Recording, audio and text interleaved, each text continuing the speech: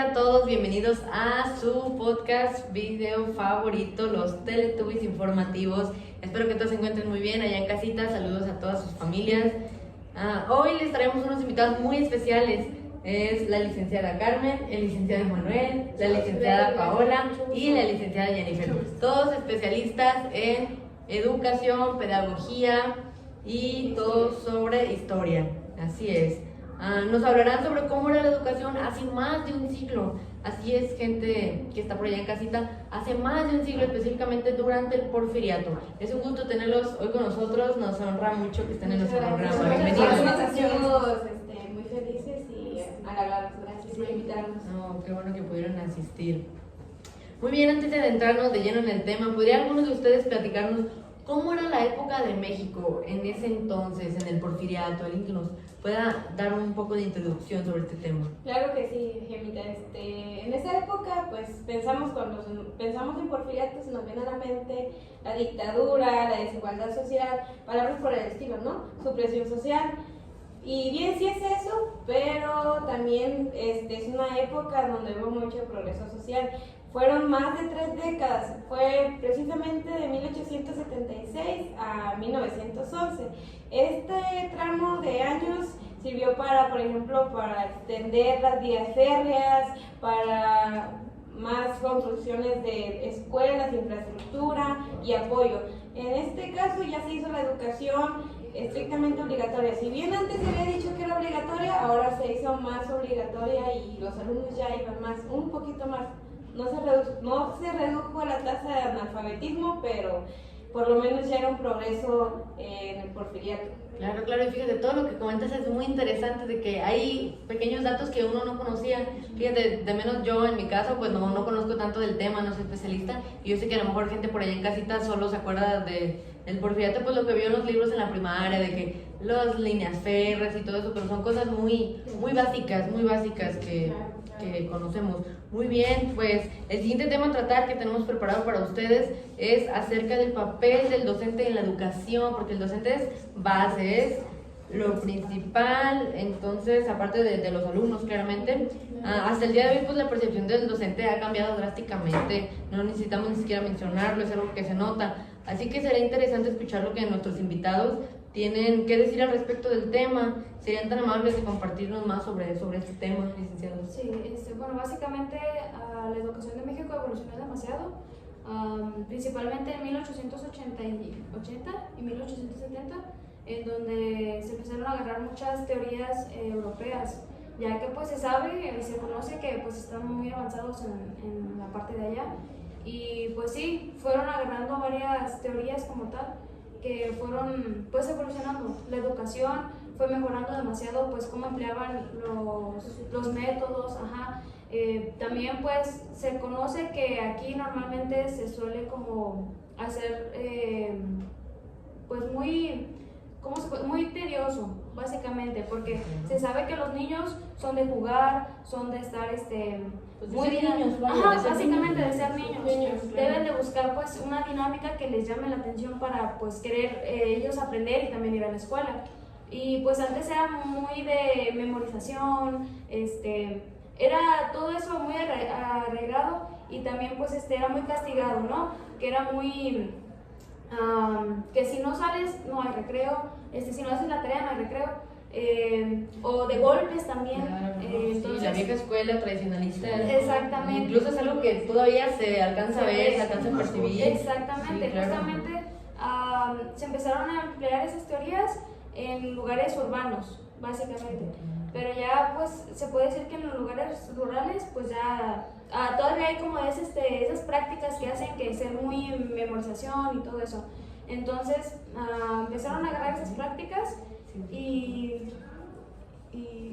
No, sí, tienes razón. Incluso en la primera yo me acuerdo que llegué a tener maestros que todavía usaban el método de memorización, se pone que ya no están arraigados. Sí, fíjate, después de más de un siglo sigue todo eso muy presente. Algo más que gusten complementar. Tú estabas hablando de las teorías, ¿no? Justo se viene el positivismo en México y implementando el método científico, y es un poquito ya más innovador, ¿no?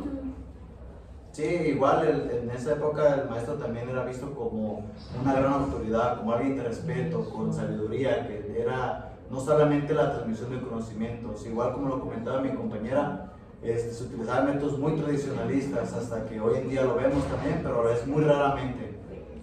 Claro, claro, no, sí. Y fíjate, a veces era porque era lo que conocían, era porque era lo único que las familias conocían y pues también influía en ese tiempo mucho lo de la iglesia, las religiones.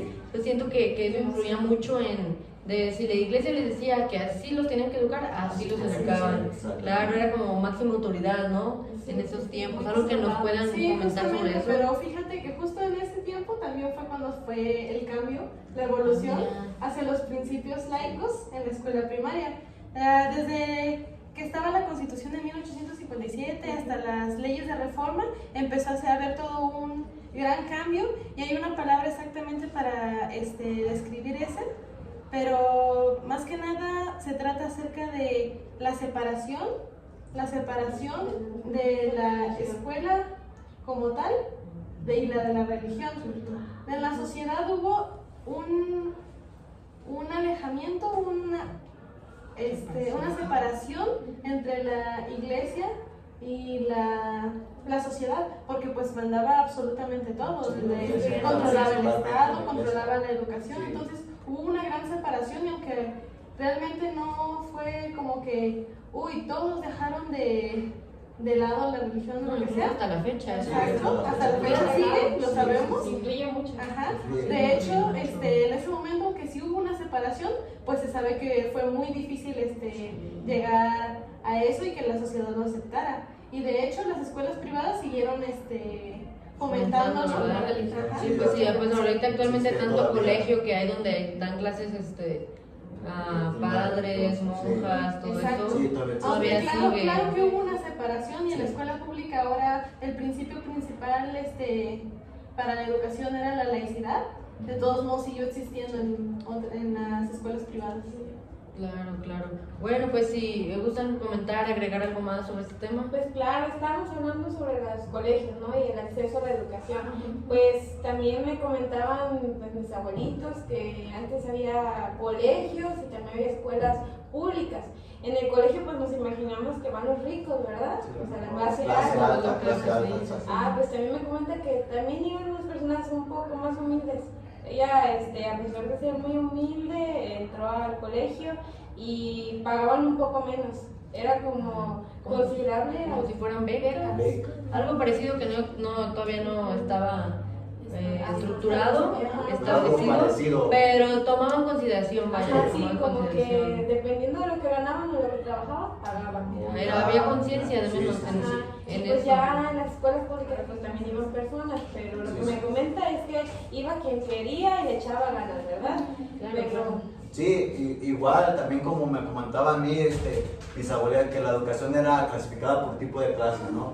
O sea, la clase alta, como decía mi compañera, era privilegiada, mientras las clases bajas que eran ayudar a su familia a trabajar, hacer ciertas cosas.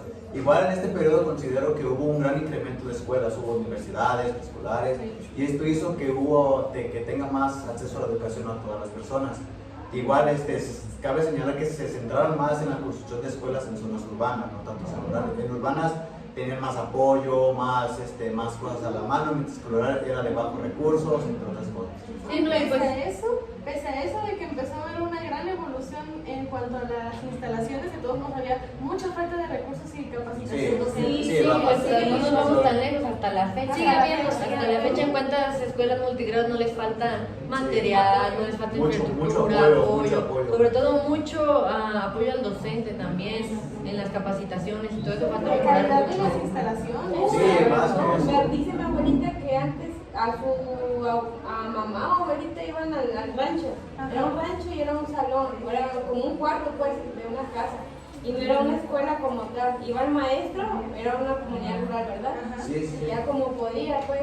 Sí, es que más bien era como acorde a las posibilidades. Y ahorita que hay posibilidades, pues falta todavía. Pero lo importante es pues que ha ido evolucionando, que de menos cambios ha habido. Que Sí, igual como el incremento de escuelas, considero que también hubo como lo implementaron por la falta de analfabetismo que existía entre la mayoría de personas.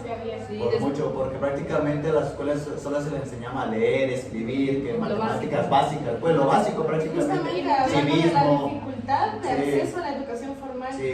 Sí, todo antes era muy memorizado. Y ahorita pues ya es más dinámico, más de juegos. Ya centran más al niño como prioridad Cierto. que otra cosa, que simplemente los temas que tiene que saber, ¿no? Sí, Claro, justamente claro, como antes que la su religión, manera de aprender. también. Antes tenían hasta clases de teoría de, ¿cómo se dice? De teología. Teología. Y hacían rezos. También en ese tiempo la escuela era un poco más completa porque iban desde la mañana y también a la tarde. Imagínate pasarte todo el día estudiando y al final, no, pues reprobé porque no me super padre nuestro. Ay, no, bueno, pues sí, muy interesantes todas sus opiniones, de verdad, muchas gracias, de verdad. Pues paso a dar cierre a este interesante tema con una breve conclusión con base a todo lo que hemos estado escuchando. Gente ya en casita, espero que nos sigan acompañando. Pues entre 1867 y 1910, pues la educación en México pasó por un proceso de modernización, como ya nos dijeron los licenciados, influenciado por corrientes pedagógicas internacionales y también nacionales, aunque pues enfrentó retos muy significativos en términos de acceso, calidad, especialmente pues como mencionaban en las aulas rurales, en las áreas más alejadas, la secularización del sistema educativo y la profesionalización del maestro en este periodo. Fueron desigualdades, claro, que en la implementación de reformas pues persistieron a lo largo de décadas, y lo bueno que pues al día de hoy ya todo ha ido evolucionando y esperemos que siga para bien y que siga evolucionando. Bueno, pues sin más que decir, gente en casita, espero que les haya gustado mucho este tema, tanto como a mí, de historia. Saben que aquí en su podcast favorito pues pueden encontrar dos temas de educación, historia, y acompañado de los mejores más que nada. Y que hayan aprendido. Sí. Lo más importante. Muchísimas gracias por estar aquí, por darnos su tiempo, les agradecemos. Muchas gracias por la invitación, gracias. Hasta Nos luego. vemos. Gracias.